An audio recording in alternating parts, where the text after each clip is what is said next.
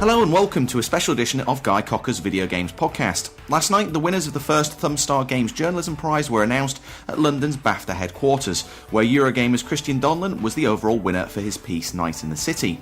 Donlan was selected by a panel of 16 UK and US game journalists, myself included, ahead of other finalists Tom Bissell and Jason Schwartz. The night also included a BAFTA panel discussion about games journalism, chaired by The Guardian's Keith Stuart, who quizzed Gamasutra's Leigh Alexander, Rock Paper Shotgun's Kieron Gillen, Official Xbox Magazine UK's John Hicks, and myself about the state of the games media as we enter a new console generation. I grabbed each member of the panel, as well as Games Journalism Prize organiser Dan Griliopoulos, to find out about their thoughts about the prize and games media in general.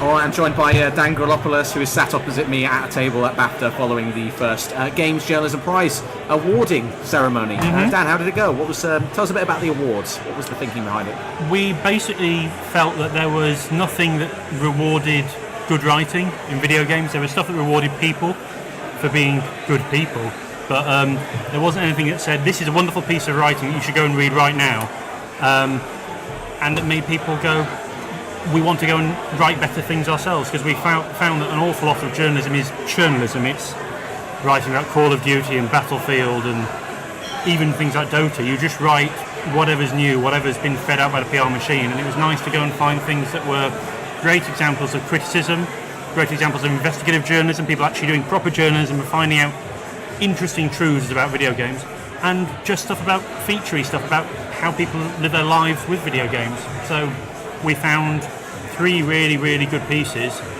and we found one which we thought was a prize winner. Right. So not just 3, really. Full disclosure, I was on the panel for this, so I'm aware of the process. But there were lots of potential award winners, basically. There were hundreds and hundreds of nominations, and we whittled it down to.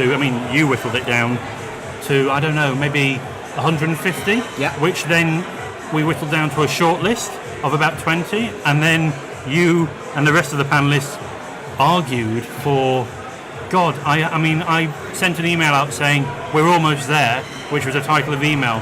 170 emails later, I was still reading replies to we're almost there. So yeah, it took a long time, but it was a good argument. We ended up with a lot of good games, good writing about games.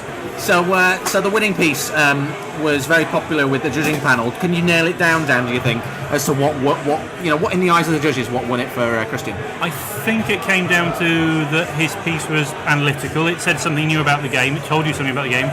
It was highly personal.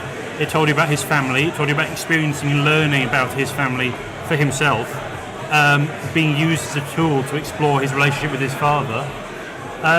And it was just a damn good piece of writing. He has a wonderful way with words, and he paced it properly. His turns of phrase are just beautiful. So, yeah, it was an all-round good piece. I think we can say it only just nipped the victory from Endgame, which is a completely different piece of investigative journalism from Jason Schwartz of the Boston Magazine, who's also written interesting stuff about the recent Boston atrocities. Right. But that was a multi-thousand-word piece that Jason wrote. About the fall of 38 Studios, the guys who made Kingdoms of Amalur, and the amount of money they siphoned off from all of these places, and the hubris of the people leading the studio. So, and we shouldn't forget to mention the third piece, which was still very, very good, Tom Bissell's 13 Ways of Talking About a Shooter, which was a wonderful piece of criticism or analysis or something, a very different piece about video games. And the entries were very, very very different. I definitely really, really liked the Shagger Gamer piece. I know it's more of a gonzo piece, but it was very entertaining. That's the one I read, and I wish I'd kind of commissioned that one. It's kind of, it was beautiful because it's got Steve's sense of humour in it. Yeah. And so this is Shagger Gamer for PC Games, and kind of exploring the seedy side of dating, and then that had been applied to the gaming scene, which was pretty bad. Yeah. And then trying to get out of it as well. It was very funny, trying to cancel his credit card. It's very easy to get in, it's very hard to get out. And so where next for the Games Journalism Prize? I mean, you brought this together with Keith Stuart from The Guardian. You felt that it was, I would agree, completely worth recognising this talent. What's next? Is it going to be back next year? It will be coming back next year. We have a team of writers, mainly games journalists, who have agreed to take over the management of it, because I did most of it myself last year, and that was not much fun doing by myself. So we've got 6 people, ranging from Rock Paper Shotgun's Cara Ellison, Eurogamer's Paul Dean, and other people like that. So we've got lots of good talent who are taking over and going to be handling different parts of it. We're really hopeful that they'll get a good panel together of judges and that they'll find some good gems. 2013 has so far been a brilliant year for games journalism. I mean, already we've had Simon Parkin writing about the games industry and its relationship with the arms industry. If we can pull more things like that together, it's going to be such a good year. And you can find that piece on Eurogamer. I'll try and put a link to it in the show notes. I think it's Eurogamer. Yeah, Night in the City on Eurogamer by Christian Donlan. And Simon Parkin's one as well, actually. Yeah, but Simon Parkin had 3 pieces nominated, as did Jen Frank from Unwinnable. So it's just kind of we looked at all these pieces and they had the most content. They just didn't have that very best piece. Christian knocked it out of the park, but Simon and Christian are neck and neck in Eurogamer, and Eurogamer are commissioning some amazing stuff at the moment. They have. And so you're putting together a book, or you're involved with this in some level of the winning pieces, basically, or the nominated pieces. Absolutely. If you go to gamesjournalismprize.com, you can click on the link there that says ebook, and there's an anthology of almost all the pieces, because we couldn't get permission from everybody, which were nominated for the shortlist. So yeah, go there and download it. And Dan, where can we find your own excellent writing and thoughts and various other... I'm a freelancer, so pretty much everywhere. I think the only people I've not worked for are GameSpot. Okay, well, thanks for your time, Dan. You can find out more about the Games Journalism Prize at gamesjournalismprize.co.uk. .com. Ooh.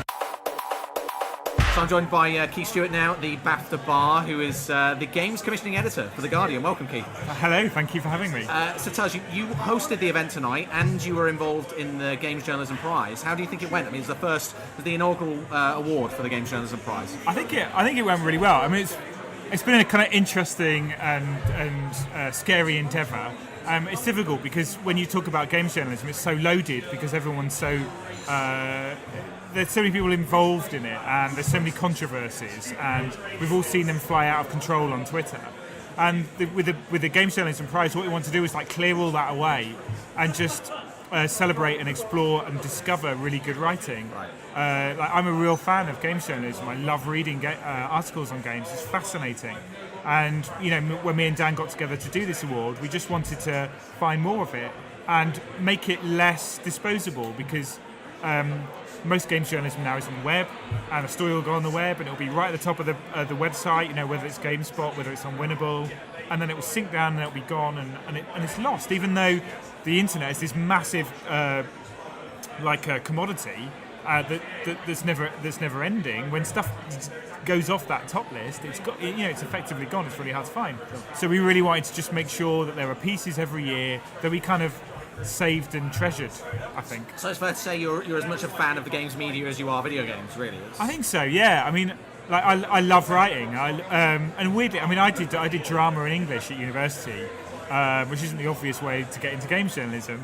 But I saw really, really on that games, games are about drama. Games are about life, and I love that. And I love the fact that I love there's so many different ways of writing about them. I'm really interested in journalism anyway. I love music journalism. I love Lester Bang. I love Pauline Kael in the movie industry. I'm really interested in the way writers interact with entertainment and turn it into, both widely human experiences and really personal things as well. So the other part was you were holding a panel with Leigh Alexander, Christian Donlan, he won. Leigh Alexander, John Hicks, and Kieron Gillen, and myself. And you were hosting that event, but you weren't talking at it. Where do you see games journalism at the moment, being involved with it as you are on The Guardian? I mean, it's so multifaceted. There's so much going on. Some of what we said tonight was you have the mainstream websites, but you also have these amazing little communities of writers. Lots of sites where people have just got together because they love games, they want to write about them, and those people are doing really, really important things and really important writing. I think and we're getting writing everywhere. There's writing on games in The Guardian, there's writing on games in The New Yorker, there's writing on games in things like Vice. I think what's happening is that games are finally, and we've all been waiting for this for years, but games are understood, even though they're still feared, I think, by mainstream journalism. It's understood that they're important and they have things to say. And so we are seeing so many different types of writing about games. Right. A few years ago it was just reviews and previews, and now human experiences. I mean, Jen Frank, an amazing writer who used games journalism to write about tragedy in her own life. Fascinating stuff. And Christian Donlan, who used games really to kind of find a centre point with his father. Sure. No one ever thought about that like 5 or 10 years ago.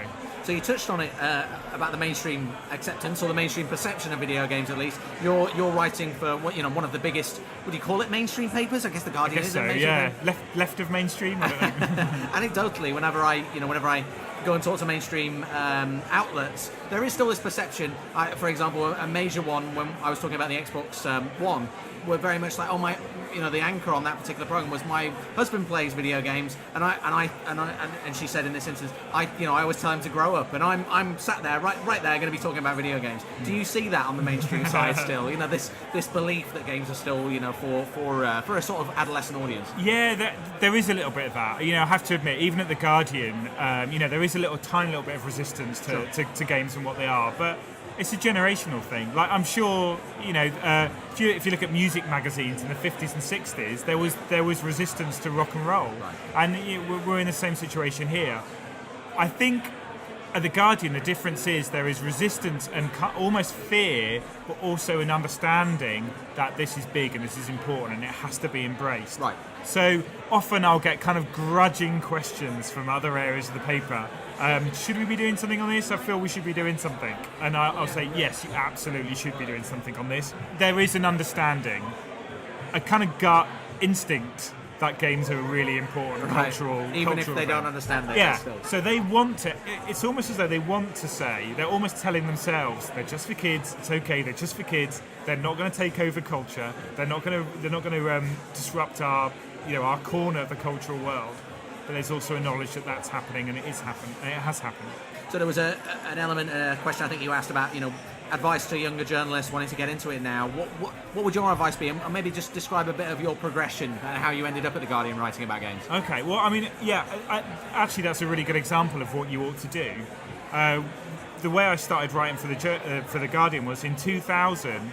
I started talking to a few developers that were working on really, really early mobile games. And this was back in the days where the games were running across WAP, which is a really early mobile version of the internet.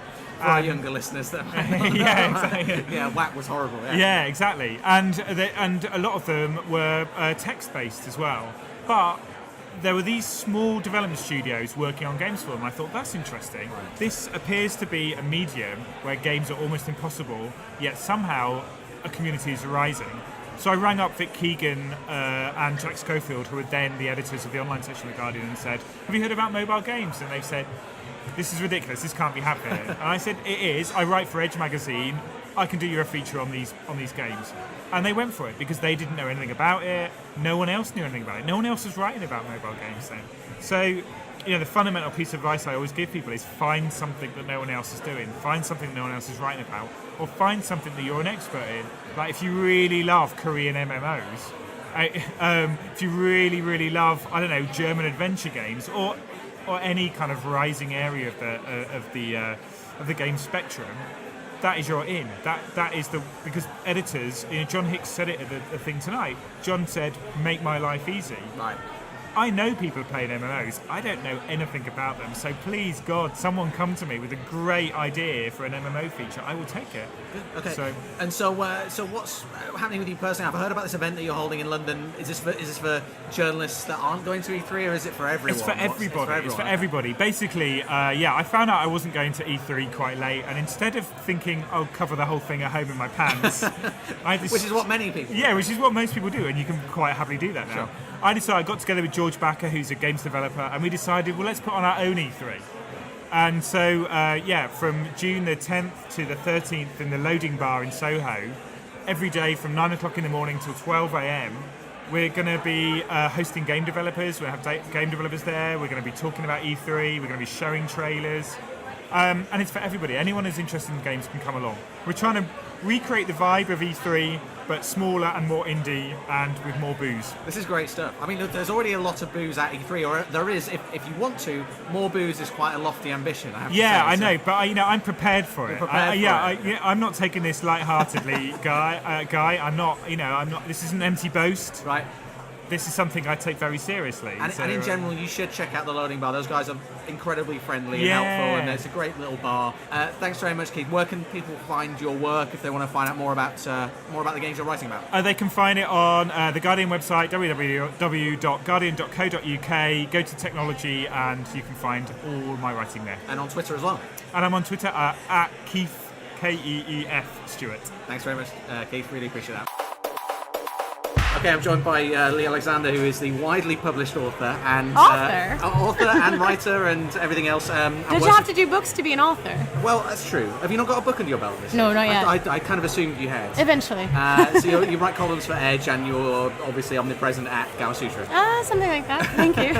So tell us about your thoughts after tonight's event, because you were talking on the panel about games journalism in general. If you can sum it up in about a minute, where do you see games journalism right now? Well, one of the most interesting questions asked over the course of the panel was, what is the biggest challenge facing games journalism right now?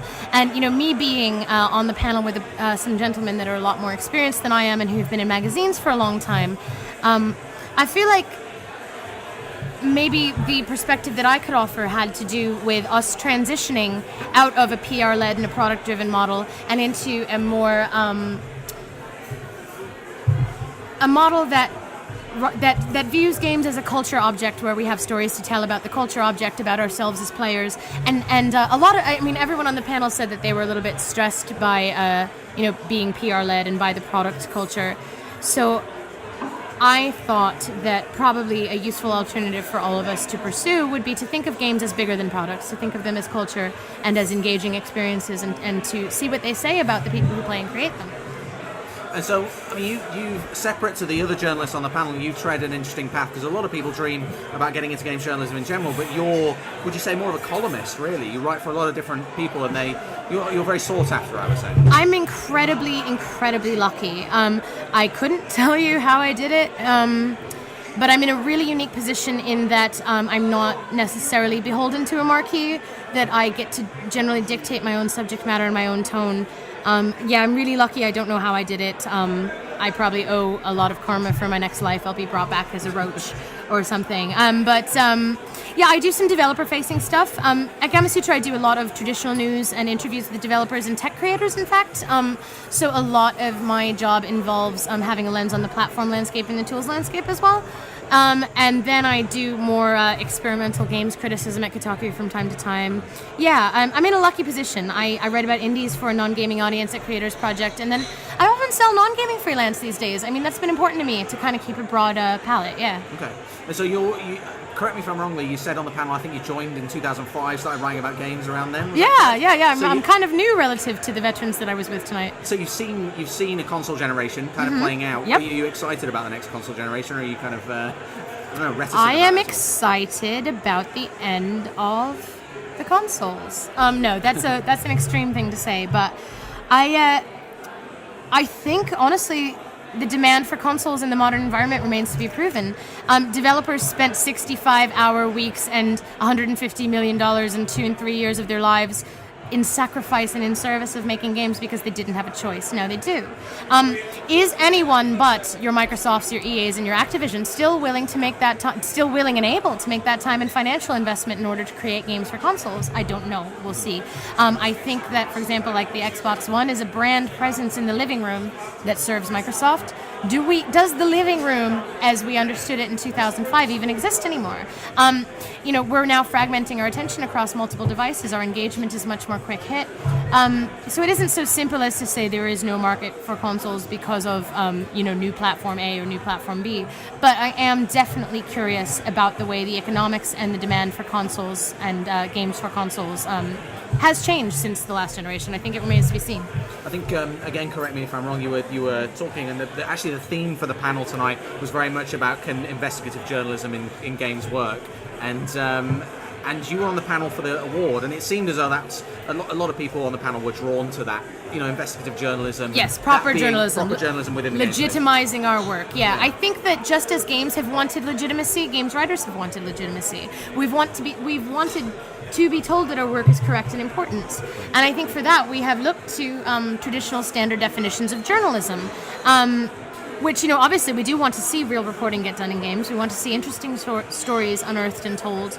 But I think in large part maybe the tenets of like newspaper journalism, maybe not for us, maybe not in the internet age. If we're writing about entertainment and culture products, I think what would be most defined as games journalism, you know, might take place in a slightly different form, might expose or interrogate facets of the industry that we usually take for granted. Did that answer make sense? That makes sense. So what are you working on at the moment, Leigh? Oh gosh. What have you got coming up? Well, okay, so I'm going to Game City tomorrow. I feel like I've caught you off guard.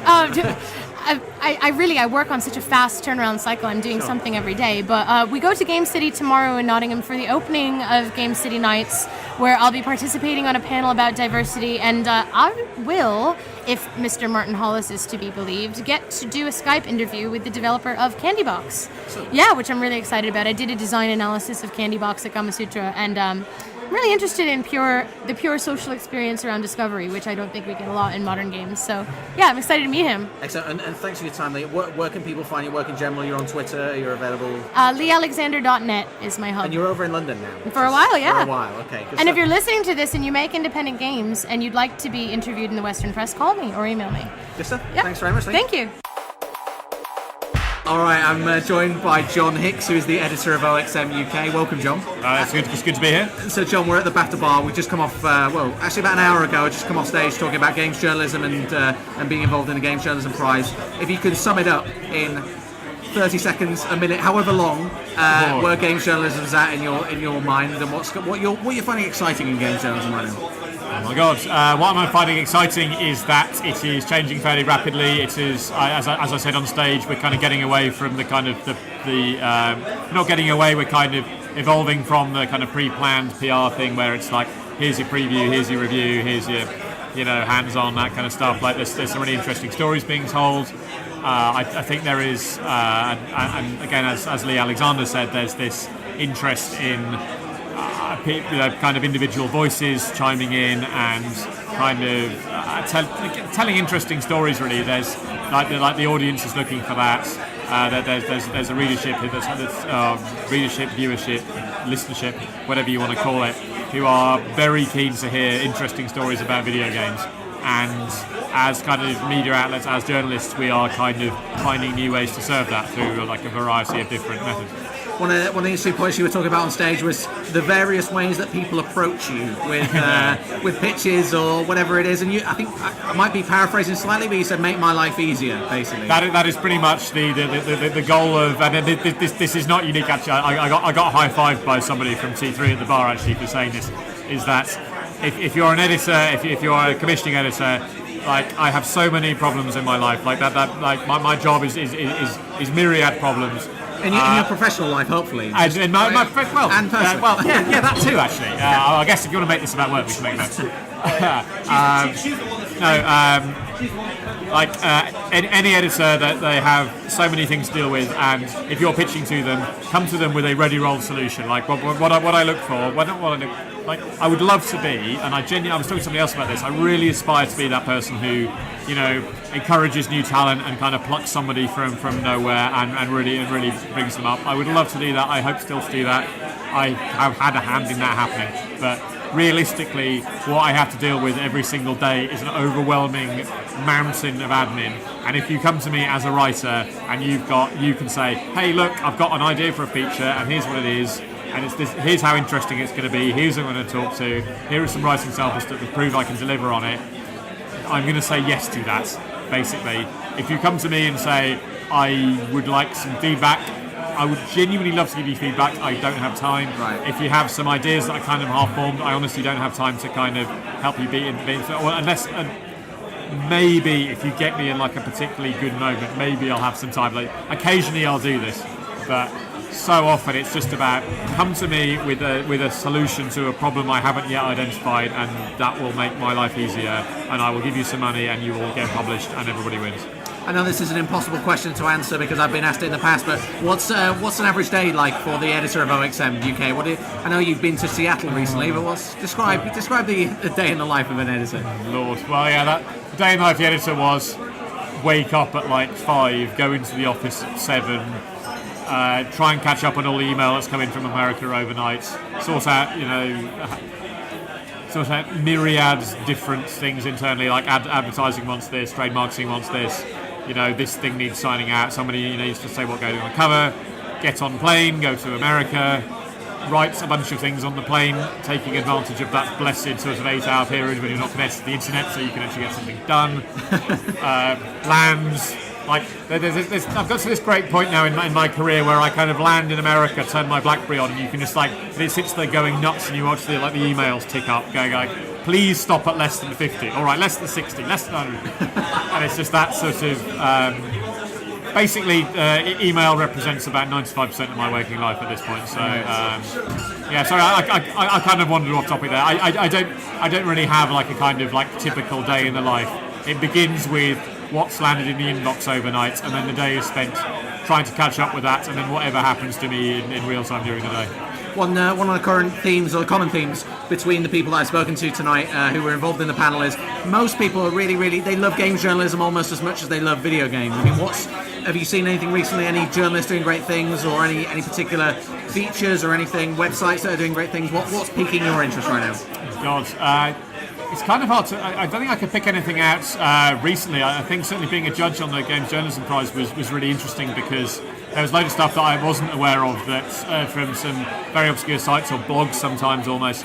That was just really interesting writing about some really diverse topics just to do with, characters like story arcs in Mass Effect or whatever. Like there was some really smart stuff. Like obviously, Christian Donlan won the grand prize, and that's very well deserved. He wrote a really great piece, and he's a really talented writer. And obviously there was some fairly safe money if you were gonna bet on somebody winning, then Christian would have been in there. But it was quite a close thing. Like given the huge number of people who are creating stuff, and that was again something we kind of touched on, is that there's so many kind of blogs and sites and YouTube channels and podcasts out there, bringing all these different voices in.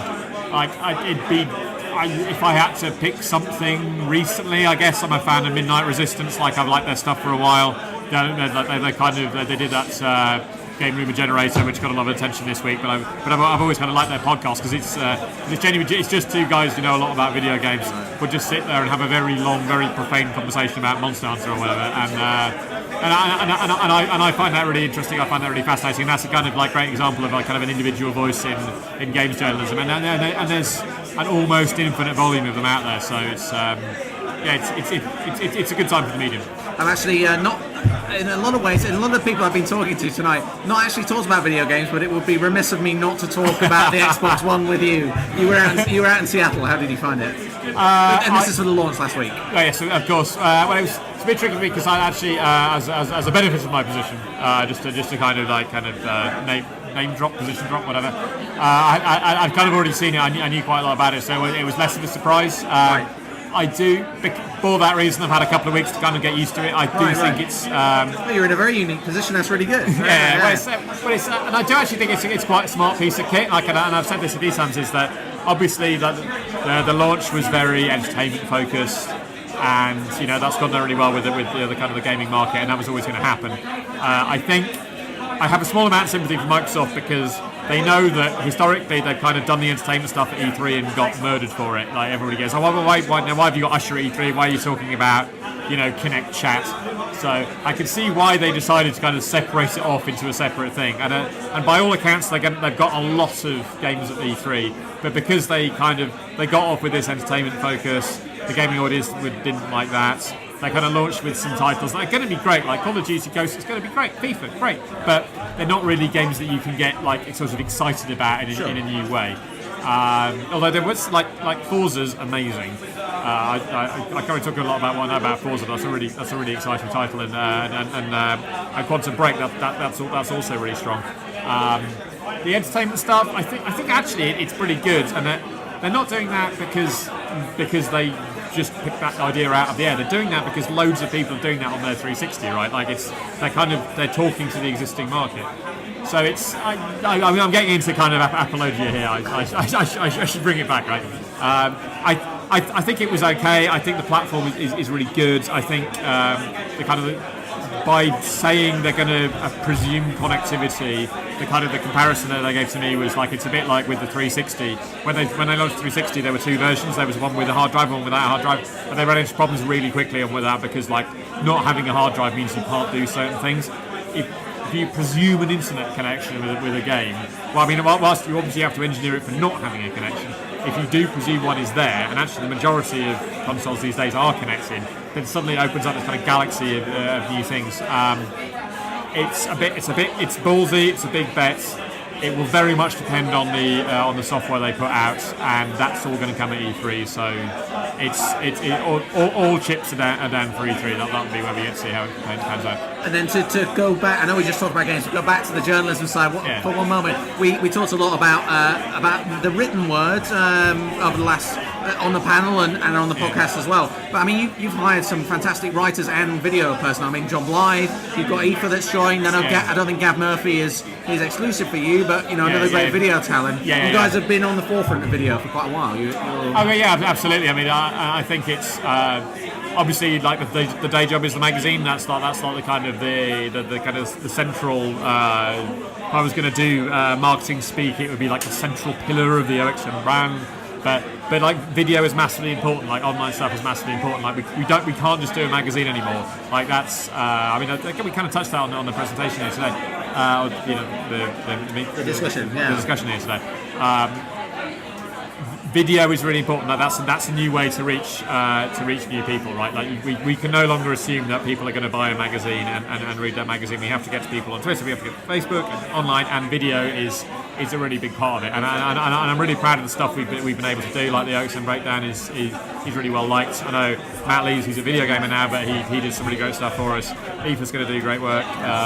Like Gab's a big part of our video output, and I think it's something you've got to do now, right? Like you can't just do words, and you can't just sit in a room somewhere and write. You have to reach everybody through every means possible, and video is a huge and growing part of it. John, I had to interrupt you to get you over here, so I'm sure there's plenty of people that want to talk to you. Where can people find more of your work? You're on Twitter and OXM? Yes, I'm on Twitter. I'm Mr. John C. The magazine is OXM UK on Twitter, and we are oxm.co.uk. You should check us out there. John, thanks for your time. Cheers, guys. So I'm joined by Kieron Gillen, very, very privileged to be joined by him. He is the co-founder of Rock Paper Shotgun, general writer and man about town. Kieron, thanks for joining me. It's a pleasure to be here. So tell us about games journalism, where you see it at the moment. You were invited on the panel to talk about that at BAFTA tonight, which is where we're at. Where do you see the current state of play? It's straight. I mean, I'm the biggest compliment I can give to games journalism. I feel thoroughly obsolete. Right. As in basically, I was involved in games journalism for a long time. I did what I hoped was interesting work. I was very interested in trying to push it in different directions. At the same time, realising what I did was not what everyone else should be doing. Games journalism should be big. And look at games journalism now, and it's enormous. And in terms of the different approaches so many people are taking, I feel enormously encouraged by it. You know what I mean? So I think games journalism now is better than it's ever been, as a whole. Right. And yes, a lot of it's awful, but that's not the point. A lot of TV's awful. We still have Mad Men. We still have Game of Thrones. We still have choose your own enormously awesome television show. So where do you? I mean, correct me if I'm wrong. You're not involved in it anymore on a day-to-day basis, or you're involved on an executive level on What would you describe your current position? I'm basically a suit. Right. It's actually genuinely hilarious. You are actually wearing a suit jacket as well. There we go. And trousers. I am actually genuinely a suit. I'm a director. Is actually my official position. So large, high-level strategy decisions I'm involved in. Basically, if I'm a game, I'm playing Civilization. I'm not playing like a kind of like a Call of Duty kind of level anymore. I think on the panel, Leigh Alexander said that she sees a lot of journalists kind of coming up in your image. I'm struggling to remember her exact phrasing. Do you see the same, or would you agree with that? Leigh's incredibly sweet, but what Leigh is actually trying to say is that I think ideas that were actually kind of radical a decade ago or 15 years ago are commonplace now. Right. I think most of the people who Leigh considers trying to write like me have no idea who I am, which is entirely right. Right. And what I find most exciting about now is that there's ideas about games writing at the moment which are just as radical. You get people like Paul Pantine, you get people like Jen Frank, and all these. There's a lot of ideas flying around. and they are radical now. You know what I mean? As in, basically, writing out games with a subjective lens, which is always kind of my thing. That's everyone does that. You know, I said this on the panel. You know, when Skyrim came out, they were doing the games diary. You know, I was forwarding games diary as a radical thing less than a decade ago, and I actually got mocked for it. And now everyone does that. I feel quite comfortable basically my ideas found a home. But, you know, it's not about me. You know, the fact, as I said, most of the people who are doing it have no idea who the fuck I am, as is only right. Rock Paper Shotgun, which is the site that you co-founded, 10 years ago, 8 years ago? Around there? 2007, I think. So okay, 6 years ago. 6 years ago. It's changed quite a lot through its, you know, from beginning to where we are now. Would you agree with that? Have you been involved in that? I have two questions in that. I must say, two answers to that. One of them would be basically the kind of generals. Every magazine, and websites are basically magazines, changes. You know, Edge, we have this idea of Edge as a monolith. But you know, Edge circa 2001 was very different to Edge circa 1998. And, you know, you can see as the staff and the people move along, it becomes a reflection of them. So, you know, yes, RPS is different now than it was then, and that's only right, and also the world that existed has changed, yada, yada, yada, all those kind of like bullshit reasons. On the other hand, yeah, it probably has. You know, it's RPS is more subject than most websites to editorial drift. And, you know, editorial drift just happens to us all. But when essentially it's about whatever these people find interesting, it's more thing. You know, what games people care about, what parts. You know, I used to care about certain things in games. Okay, if I was still on the site, what I'd be writing about now would be different to what I was writing in 2007 because I care about it more. And they're basically the anarchist commune model, and that's always basically what we did. That leads to a shaping of what interests the site into the site. You know, without saying what was interesting in culture also changes what you're interested in as well. So it's a back and forth a bit. So the more short answer would be yes, it's different now, but it was never not going to be because stasis is death. Are you still happy with how influential it is? I mean, I know John Walker is much revered in journalist circles. That's interesting. Revered. He's he's outspoken, you would say. And then you were talking about on the panel as well a preview that went up today that was based on a journalist writing about someone else's notes and just looking at it from a fresh perspective. Really. It's having. I mean, most of that. It's just a lot of fun. That sort of the thing is. You know what I mean? Yeah. I mean, I'm somebody who's always loved games journalism. Like the second I started reading like Your Sinclair and Sinclair Used, they were my magazines. I came slightly after Crash's high point. I adored it. You know, I can actually quote the opening paragraph of the Stunt Car Racer review by Duncan MacDonald. His enormous riff on being as happy as a sandboy. I can quote that now, and that meant the world to me. And the idea that people were talking about games in a way that, as an 11-year-old, I couldn't talk like that, but I felt it. So you know that. The magical connection between somebody who's able to articulate something better than you can. I've always loved that. So, yeah. It's a short answer. You talked a lot. I'm a games journalist fundamentalist. I don't care if I agree with it, I just care if you agree with it. Right. You talked a lot tonight on the podcast and also on the panel about writing. I'm interested, Kieron, to get your opinion on games video and various other forms of journalism. Do you watch any particular shows or absorb any video content? I listen to more podcasts than I actually watch videos. Right. The problem with videos is that I'm sluttier is probably the best way of putting it. My interest, I like seeing several people at the same time. Right. You know, one of these I found to love with video games, because the generation I was playing with, the music was shit, and there was no speech. So I was listening to music at the same time as playing video games. I'm promiscuous. Right. So the problem with watching a video is I've got to sit there and actually see the video. So on a personal level, my life is busy enough not be interested in that as much. On an abstract intellectual level, no, it's great. You know, and I can entirely see why it's amazing. I mean, it's kind of like, RPS, we regularly talk about doing more video. But, probably, it's a generational thing. Probably actually, to RPS, I think, maybe we are actually the mojo of video games. Right. Like, we kind of saw ourselves as, like, a bit more radical and cool than that. But no, I think we're mojo. I think we're literally old men in that mode. And there's no shame, because, as I was saying on the panel, the great joy of video games now is they're more niches. And yeah, I prefer to think we were Uncut circa 2001, which was quite a cool magazine. But, if we're mojo, we were mojo.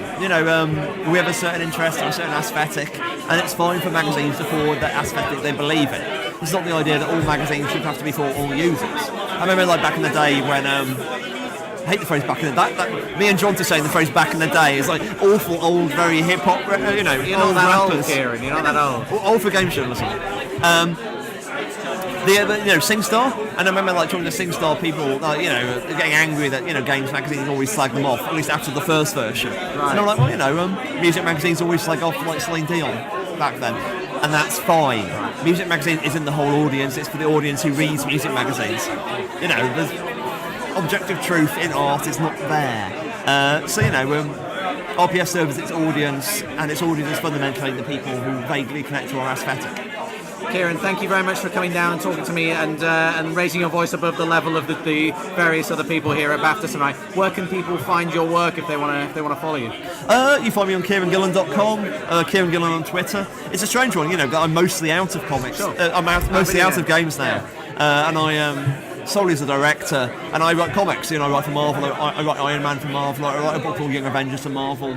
I write a really grotesque adult comic called Uber, which is like a World War II book. I've got my own book, Phonogram. I'm doing a book about the Spartan War, which comes out later this year. I'm primarily writing fiction, except when I get around to writing games, because I've got a piece about Lords of Midnight I want to write. I've got it half written. I really want to finish this piece because it's fundamentally the best Lord of the Rings game ever. And I've got this half written. I actually kind of ranted most of it to some guy up in the bar earlier. It's games. If I'd write another 6 hours in the day, I'd be writing games journalism every day. Games are amazing. And do you use Twitter, Kieran? Are you on Twitter? Yes, Kieron Gillen on Twitter, Kieron Gillen. where I'll be swearing at you if you follow me. Kieran, thanks very much. My pleasure. That's it for this special edition of the podcast. I'll be back again next week for another regular edition of the show with indie developer Mike Bithell of Thomas Was Alone, as well as journalist Dan Griliopoulos and Craig Pearson. If you have any thoughts about this or any other show, please email podcast@guycocker.com, and if you're feeling generous, do leave me a review or rating on iTunes. I'll see you next week.